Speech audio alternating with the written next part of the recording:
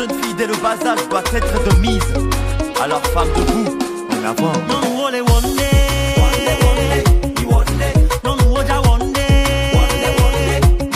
L'entrepreneuriat n'est plus à l'étape embryonnaire au Togo. Ils sont nombreux, ces jeunes, à avoir pris leur destin en main. Les femmes ne sont pas du reste. Au premier semestre 2020, 25% des entreprises sont initiées par des femmes. Ceci, selon les chiffres du CFE, le Centre de formalité des entreprises. Belle prouesse, même si le début, disent-elles, n'a pas été facile. Ah, ça n'a pas été facile. Ça n'a pas été facile parce que je n'avais pas de fonds de roulement pour démarrer mon activité. Mais quand même, le peu que j'avais, je pensais toujours à la ferme que je dois. Je voyais la ferme que je dois créer, je voyais les cultures que je dois faire. C'est ce qui était dans ma vision. Ah, ça c'est un gros risque. Parce qu'il y a l'impôt, le loyer de la boutique. Et si vous avez quelqu'un qui travaille pour vous, il faut payer cette personne. Et maintenant, les mois où vous ne vendez pas. Ces craintes freinent souvent, mais elles arrivent à trouver le bon bout. Quand on entreprend, on rencontre toujours des obstacles. Il y a toujours des risques partout. Mais je pense qu'il est vraiment important de savoir choisir bien, savoir prendre de bons risques et travailler dur afin de pouvoir surmonter les obstacles. Le gouvernement peut faire plus, mais sans vous et là, des fous vidés. Quand on parle d'entrepreneuriat, il n'est pas vrai que ce n'est qu'un conte de fées. C'est pas vrai. Il faut que les gens réalisent que c'est beaucoup de travail, c'est beaucoup d'abnégation, c'est beaucoup de sacrifices. Avant que vous ne commenciez à être un entrepreneur épanoui, j'ai envie de dire, il s'est écoulé 10 ou 15 ans. C'est 15 ans de douleur, c'est 15 ans de souffrance, c'est 15 ans de je n'en peux plus, c'est 15 ans de je veux tout lâcher, mais c'est aussi 15 ans de persévérance. Et c'est important de dire à nos jeunes sœurs, à nos jeunes frères qui veulent entreprendre aujourd'hui que ne vous attendez pas à ce que demain ce soit waouh tout de suite. Non, vous allez vous casser la tête, vous allez échouer, vous allez recommencer, vous allez apprendre de vos erreurs et vous allez vous améliorer ainsi de suite. Mais c'est vraiment un petit pas de fourmi à la fois. L'entrepreneuriat n'est pas facile, mais ça donne plus de liberté. Si toi-même tu entreprends des choses, tu as ton planning et tu peux suivre ça. Mais si tu travailles chez quelqu'un, tu es obligé de se soumettre à ses ordres. Mentalement, toi-même, tu sais que tu vas t'attaquer à quelque chose de pas aisé. Du coup, les refus, les attentes, tout ça là, ça ne m'affecte pas.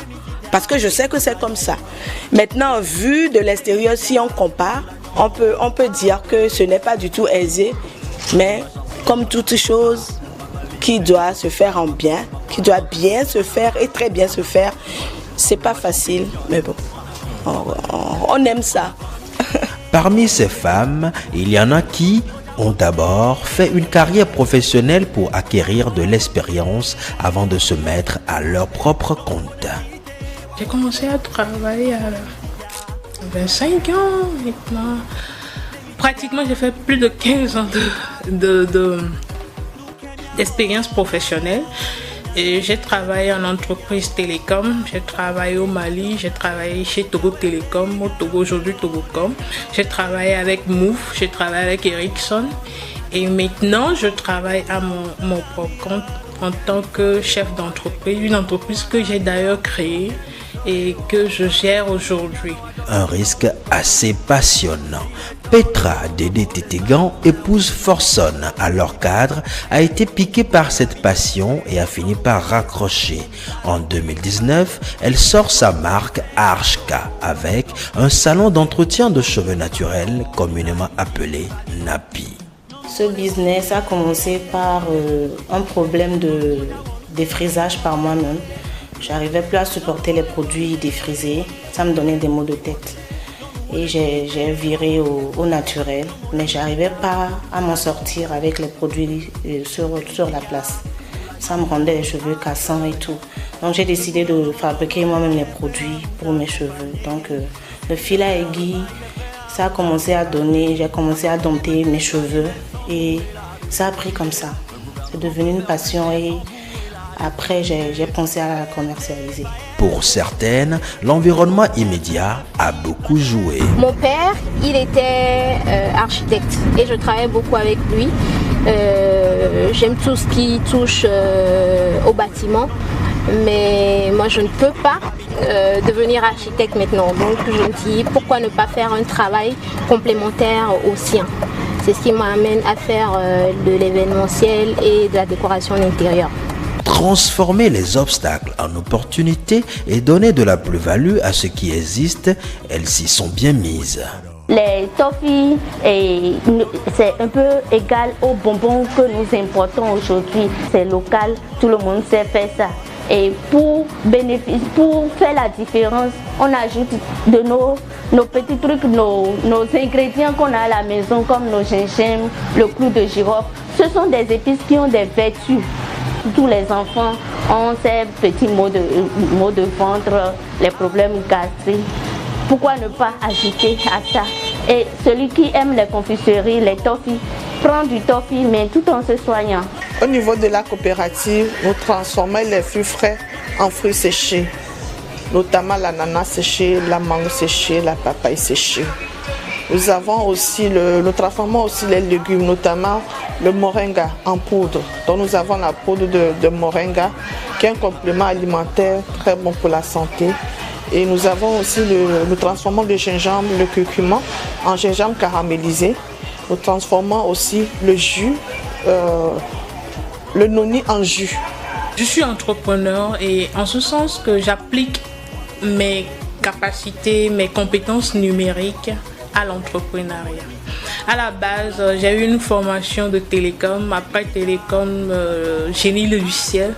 Donc c'est avec ça que je travaille aujourd'hui en tant que chef d'entreprise. Ishabatou Nyongbo Choro, Miss Togo 2018, juriste de formation, veut combler un vide avec une émission sur les droits fonciers. C'est une émission de démocratisation de droits qui a pour ambition de le vulgariser, de le rendre plus accessible en clarifiant l'information juridique souvent perçue comme opaque, en clarifiant certaines notions de droit très techniques afin que tout le monde puisse vraiment connaître ses droits et ses devoirs. Et pour d'autres, c'est une activité entamée depuis les bancs d'école qui les a rattrapés ou encore un perpétuel recommencement pour enfin trouver le bon bout. J'ai commencé l'entrepreneuriat proprement dit officiellement en 2017. Mais j'avoue que depuis les bancs, on faisait déjà de l'entrepreneuriat, seulement que ce n'était pas officiel. Après les études, j'ai décidé de ne pas aller chercher du boulot. Me connaissant, je ne pouvais pas travailler dans une structure. Donc j'ai décidé de créer quelque chose et j'ai créé une boutique. J'ai commencé avec une boutique de prêt-à-porter, mais vu que le marché s'était saturé, il y avait des mois où on ne vendait rien et des mois où on ne vendait que 5 000. En 2012, j'avais un client aux États-Unis qui au moins achetait des produits pour 16 millions par mois. Et on envoyait les produits et à un moment donné, le client nous disait que le produit qu'on envoyait est perdu. Et c'était vraiment un grand choc pour l'entreprise. Et quand même, comme nous-mêmes, notre rêve est de toujours continuer. Et je dis très souvent, mon entreprise est créée à 20 000 francs. Parce que j'ai commencé avec 20 000 francs et je suis arrivée maintenant là où je suis. Donc je peux dire à tous les jeunes entrepreneurs qu'avec 0 francs, si tu as la volonté de vraiment faire quelque chose, tu peux arriver. L'entrepreneuriat, oui, ce n'est pas un jeu d'enfant. À Anaïs Concept, spécialisé en conseil cadeaux et organisation d'événements, on soutient qu'il est bien important de comprendre les enjeux avant de s'y mettre. L'essentiel pour moi, c'est de savoir dans quoi on s'engage. C'est-à-dire, si tu sais qu'entreprendre, à la fin du mois, c'est pas calé que tu auras le salaire. Entreprendre, c'est rester des heures dans dans la salle d'attente des gens qui vont vous recevoir quand ils veulent. Entreprendre, c'est essuyer des refus Entreprendre, c'est qu'un produit aussi ne marche pas. Entreprendre, c'est se réveiller à des heures impossibles, se coucher à des heures impossibles, gérer la fatigue. Mais aussi, c'est une joie. C'est une joie quand le client te fait un retour en disant vous êtes professionnel, nous sommes satisfaits. C'est une joie pure. Par définition, entreprendre, c'est innover. Apporter quelque chose qu'on n'a pas l'habitude de voir. Peut-être prendre une chose qui existe déjà, l'améliorer. Je vais vous montrer par exemple Saveurs d'Africa. C'est une de mes dernières petites entreprises, mon dernier bébé, j'aime bien l'appeler. C'est du Konkada, comme vous pouvez le voir. Konkada, en tout cas pour ceux qui ne connaissent pas, c'est des arachides, c'est des cacahuètes enrobées de caramel. Là, on a mis par exemple un parfum au citron. Mais je n'ai pas inventé le Konkada. Ça existe depuis longtemps. Ma grand-mère nous en faisait. Je suis certaine que mon arrière-grand-mère aussi en faisait. Mais ce que j'ai apporté de nouveau en créant Saveurs d'Africa, vous allez le voir, c'est le packaging. Je n'ai jamais vu, moi, avant de créer Saveurs d'Africa, un packaging comme celui-ci à Lomé. Donc, vous voyez, on dirait du verre, mais c'est du plastique. La particularité de Saveurs d'Africa, c'est ça. C'est-à-dire que quand je pars en Occident et que je veux partager avec mes amis occidentaux les saveurs de chez nous, j'achète ça. Konkada existait, Konkada a toujours été là, mais Konkada avec Saveurs d'Africa n'est plus la même chose. Vous allez me parler de prix. Oui, le prix est différent parce que justement la différenciation va se payer. Donc, est-ce que j'ai apporté quelque chose de nouveau? Oui. Et c'est là où j'ai innové. C'est le packaging. Donc, si vous voulez entreprendre, faites en sorte que ce soit nouveau. Moi, dans ce que je fais, j'ai du mal à trouver tout ce que j'ai besoin pour le travail bien fait ici, sur le marché togolais. Il y a beaucoup de choses que je suis obligée de commander à l'extérieur. Ça répercute sur les prix et des fois, quand on facture le travail au client, il n'est pas forcément convaincu. Cela repose l'épineuse question de business plan. Le business plan est une obligation. Au début, moi, je l'ai pas fait. Je l'ai pas fait parce que je suis partie sur un coup de tête pour entrer dans l'entrepreneuriat. Je savais pas les pourtours. Mais à la longue, je suis contrainte de le faire aujourd'hui parce que ça donne plus une avancée dans ce que tu fais. C'est plus précis et tu vois mieux ton objectif. Avoir une idée de ce qu'on veut faire, c'est une chose. Le poser, le mettre sur papier, c'est très bien. Mais pour que le business plan soit fait, qu'on ait vu un consultant, qu'on ait le plan financier, que tous les détails soient faits, je vous dis, ça ne vous garantit pas forcément l'entreprise qui marche le mieux.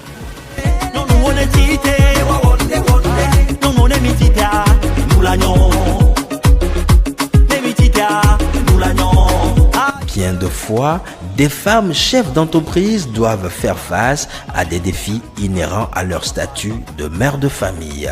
Une situation des fois éprouvante. On est sollicité beaucoup plus les week-ends par rapport aux événements, aux différents événements. Et comme je suis maman, c'est compliqué de gérer les enfants à la maison, les week-ends et le boulot. Si c'était en semaine, ils vont à l'école, ils vont à la crèche et tout.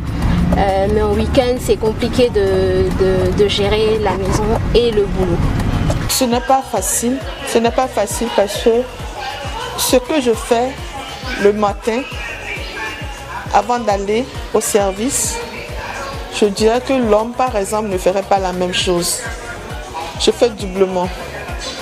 C'est déjà une différence entre une femme entrepreneur et un homme entrepreneur. Une femme entrepreneur, l'entrepreneuriat, c'est sa famille. Et sa famille, c'est une partie de son entreprise aussi qu'elle doit gérer. Donc, gérer la maison, gérer le service, gérer les groupes, les associations dans lesquelles tu es, ce n'est pas chose vraiment facile. Parfois, vous avez en tant que femme des opportunités de voyager, mais l'homme peut dire non, je ne suis pas d'accord, ne voyage pas. Or, c'est peut-être une opportunité pour toi. Mais l'homme, quand il a l'opportunité de voyager, il ne demande même pas la permission de la femme. Lui voyage comme il veut. Une femme entrepreneur est une femme qui gère 2 entreprises. Outre ses confiseries, Fidelia organise le forum des jeunes femmes entrepreneurs qui s'y penchent depuis. Il y a aussi le mariage qui agit sur l'évolution des femmes, surtout dans le monde entrepreneurial. Comment faire pour concilier les deux, l'entrepreneuriat et la vie familiale? Là, il faut réfléchir. C'est pourquoi ce forum a été organisé. Et là, nous faisons des formations pour pouvoir organiser son temps, par exemple, pour pouvoir mieux gérer sa société, son entreprise, et encore mieux gérer la maison. La maison est une entreprise. Donc une femme entrepreneur est une femme qui gère 2 entreprises à la fois. Oui, Godor. Togo goes on a V. Godor.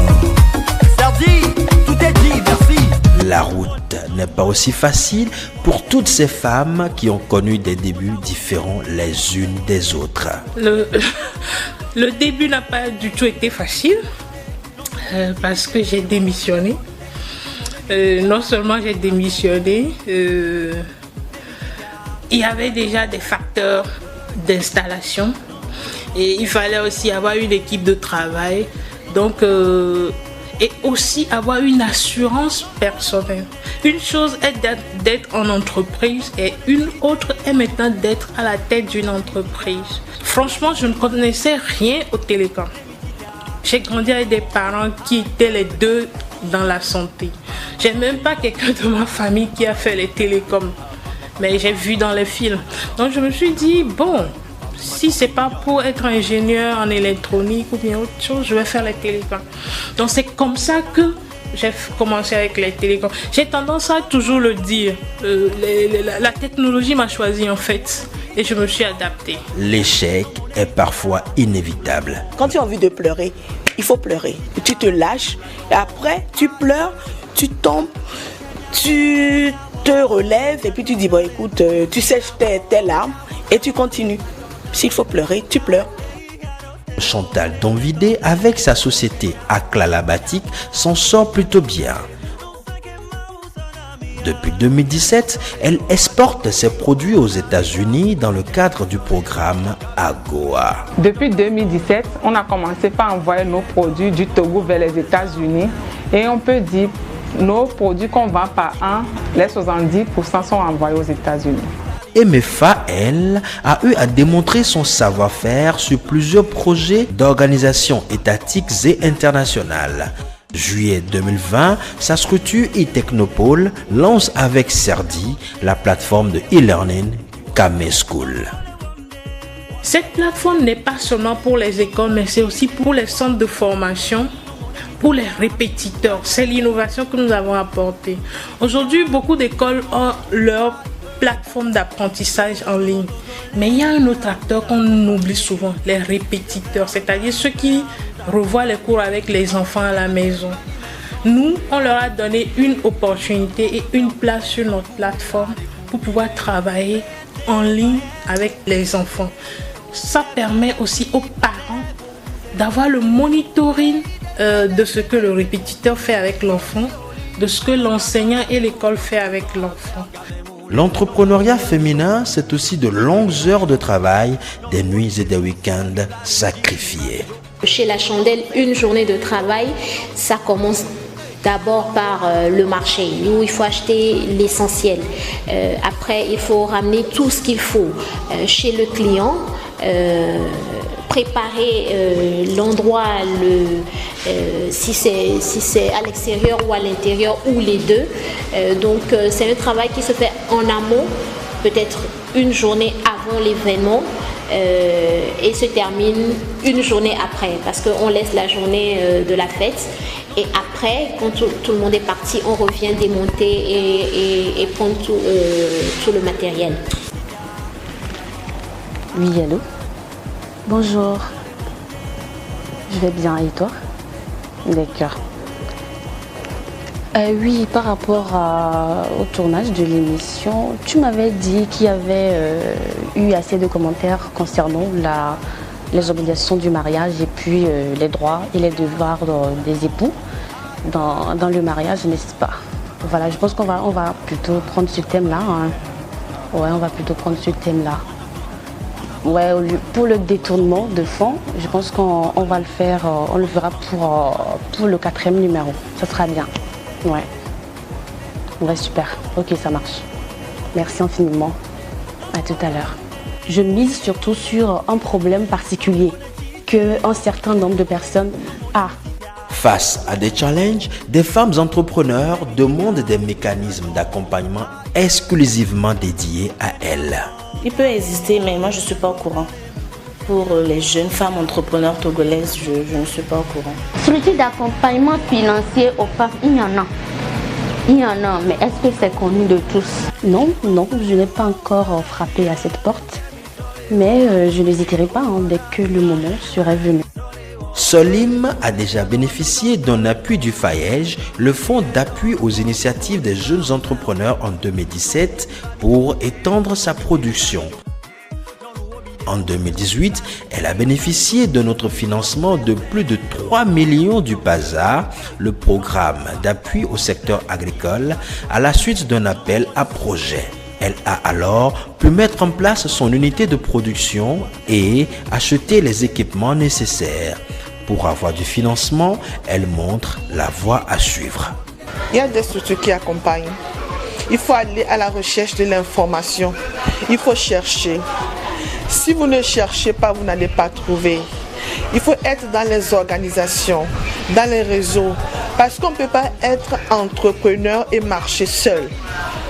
Si vous êtes entrepreneur, ce sont des relations dont vous allez bénéficier, qui vont vous propulser et qui vont vous aider à découvrir des informations que vous ne savez même pas et avoir des financements.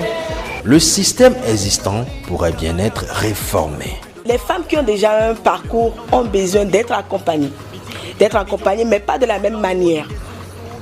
Vous convenez avec moi qu'être accompagné en début d'entreprise n'est pas la même chose qu'être accompagné en milieu, enfin je ne dirais pas en fait d'entreprise, mais en milieu. Après 5 ans, 10 ans, c'est pas la même chose, mais on ne remarque pas ça, on ne voit pas ça. Tout est axé sur les startups, les accompagnements, tout ça c'est axé là-bas. Donc moi je lance un appel pour ceci aux organisations internationales, nationales, à l'État aussi et à tous les acteurs de pouvoir soutenir le travail que nous faisons déjà pour pouvoir encourager d'autres femmes à rentrer dans ce domaine. Pour permettre à la machine entrepreneuriale de rouler, il faut savoir faire le bon vidange avec la gestion des ressources humaines également. Mon secret est que tout le monde qui travaille avec moi, je ne me vois pas au-dessus d'eux. Il y a un leadership entre nous. Ma soeur, mon employé peut avoir des idées que moi je n'ai pas, qui peut aider cette entreprise à être développée. Donc à tout moment, je les regroupe, je demande, je veux faire ceci, comment toi tu la trouves ensemble, on se met ensemble, on avance les idées et puis c'est ça mon secret. Ça nous fait avancer et tout le monde est à l'aise. Si quelqu'un tombe, on essaie de la soulever. Je ne me dis pas que c'est moi la directrice du centre, c'est moi la directrice de l'entreprise et je minimise l'autre. Il faut qu'ensemble, on se tient la main et on avance. Nous sommes dans un environnement où le cadre formel n'est pas possible. Nous sommes dans un environnement qui n'est pas l'Occident, où les gens viennent, ils font du 9 à 5, ils savent ce qu'ils ont à faire. Nous sommes dans un environnement différent. Je n'ai jamais envisagé mon entreprise ou je ne l'ai jamais vue comme une entreprise en Occident où c'est je suis la boss, je dis oui c'est oui, je dis non c'est non. Non. On est beaucoup plus dans une dynamique de partage, on est beaucoup plus dans une dynamique de collaboration plutôt que dans une dynamique de direction. Donc oui, non, je ne me sens pas du tout dans un cadre formel et je me sens mieux à travailler avec des gens avec qui je peux rigoler, comme que je les taquine ou qu'ils me disent une ou deux choses. Il y en a une tout à l'heure qui me dit mais Madame, vous êtes vraiment une dame de fer. Bon, je rigole, je lui dis, j'assume, mais le travail doit être fait. Mais ça ne nous empêche pas d'avoir nos moments où on rigole. Si j'ai une soeur qui veut entreprendre, je vais l'encourager à entreprendre, mais en même temps, je vais lui dire d'être patiente. Très, très, très patiente et puis de savoir qu'elle prend un risque.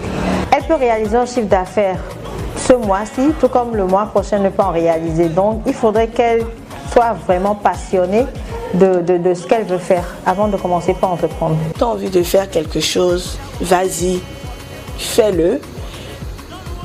Si ça marche, tu constates que ça marche. Si ça ne marche pas, tu changes de stratégie, tu changes de produit, tu changes de cible, tu changes mais vas-y et tu apprendras sur le tas par rapport aux expériences que tu peux avoir. Se relever chaque fois qu'on tombe. Le message, Petra l'a bien compris et tout comme bon nombre de jeunes femmes entrepreneurs, elle n'entend pas s'arrêter en si bon chemin. J'ai pris goût. Je suis plus passionnée par ce que je fais, le retour que j'ai de mes clientes, de mes expériences. C'est pas facile, mais je vais y arriver. Il faut échouer et se relever, apprendre de ses erreurs et continuer. Donc, jusqu'à présent, nous sommes toujours en train d'évoluer, d'apprendre, de continuer, de persévérer. Et je pense que ça va aller. D'ici 10 ans, je vois la chandelle voir le jour dans plusieurs pays africains et pourquoi pas à l'étranger, sur d'autres continents. D'ici 15 ans, je souhaiterais avoir toutes les certifications, notamment le bio-équitable, le HACCP, l'ISO 22000, pour pouvoir accéder à tous les marchés internationaux.